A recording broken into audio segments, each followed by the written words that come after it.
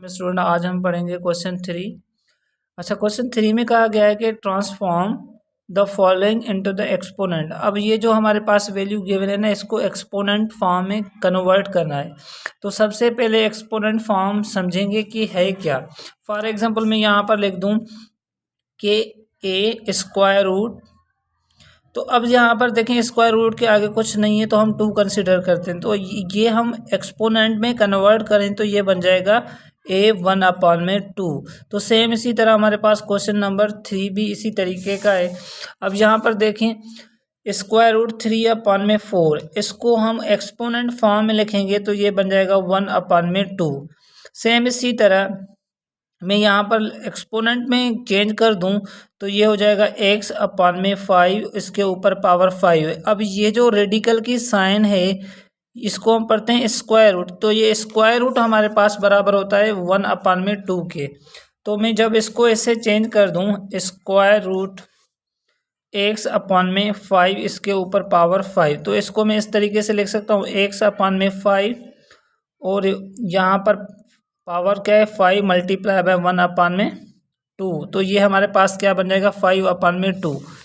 Same इसी तरह अब यहाँ पर देखें मसला ये है कि यहाँ पर क्यूबिक रूट तो है और y/x पावर -5, इसको हम क्या करेंगे रीअरेंज करेंगे। रीअरेंज का मतलब क्या है कि इसको रेसिप्रोकल करा देंगे, क्योंकि यहाँ पर हमें प्लस की साइन आ जाए तो हम क्या करेंगे x को हम ऊपर शिफ्ट करा देंगे, y को नीचे लेके आएंगे, तो ये वाली जो माइनस की साइन है ना वो चेंज होकर प्लस में बन जाएगी। तो क्यूबिक रूट x/y, इसके ऊपर पावर 5 है। अब ये जो क्यूबिक रूट है इसको मैं सिंप्लीफाई कर दूं तो ये क्यूबिक रूट बराबर है हमारे पास, ये क्यूबिक रूट हमारे पास बराबर होता है 1/3। तो यहाँ पर 1/3 ये और यहाँ पर पावर 5 है, ये मल्टीप्लाई करूँगा, ये 1 को 5 से मल्टीप्लाई करूँ 5 आएगा /3, ये इसकी सॉल्यूशन हो जाएगी। अब आते हैं हम इसके पार्ट नंबर 4 की तरफ। अच्छा, पार्ट नंबर 4 भी इसी तरीके का है, क्यूबिक रूट YZ, उसके ऊपर पावर 7। तो इसको हम सिंप्लीफाई करेंगे, क्यूबिक रूट किसके बराबर होता है 1/3 के। अब ये जो क्यूबिक, क्यों हमने एक्सपोनेंट में कन्वर्ट करना है ना, तो 1/3 मल्टीप्लाई बाय 7। अच्छा, 1 को 7 से मल्टीप्लाई करूँगा 7/3 आएगा।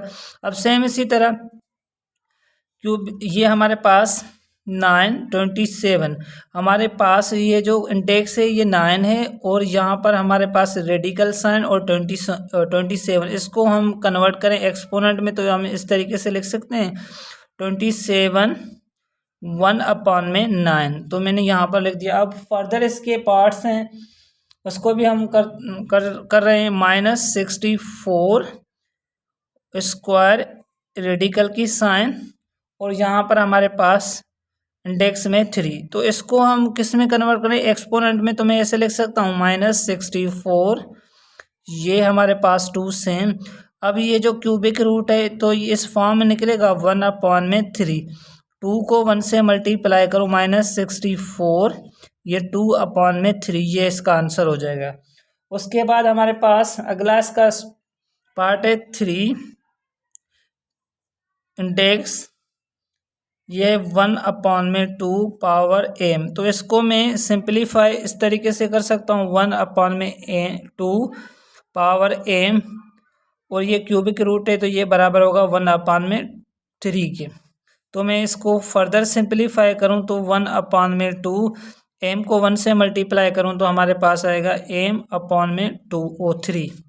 ठीक है, अब इसका हमारे पास पार्ट नंबर 8 है। पार्ट नंबर 8 में 5 इंडेक्स xy पावर 3, इसको मैं जब सिंप्लीफाई करूँगा तो यहाँ पर देखें ये सेम x और यहाँ पर y, इसके ऊपर पावर क्या है 3। अब ये जो हमारे पास इंडेक्स में 5 है तो इसको मैं इस तरीके से लिख सकता हूँ 1/5। 1 को मैं 3 से मल्टीप्लाई करूँगा xy 3/5, ये इसका आंसर हो जाएगा। हमारे पास लास्ट पार्ट है इसका 9।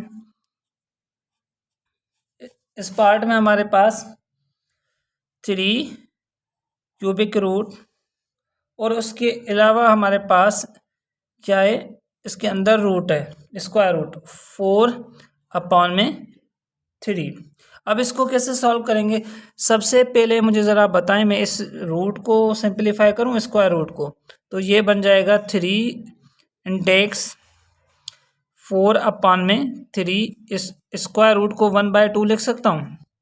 अब सेम इसी तरह अब हम ना क्यूबिक रूट को सिंप्लीफाई करेंगे, तो ये बन जाएगा 4/3 1/2 मल्टीप्लाई बाय 1/3। अब 1 को 1 से मल्टीप्लाई करूं तो 1 आएगा, ये 4/3 1 और 2 को 3 से 6, तो ये इसका आंसर हो जाएगा।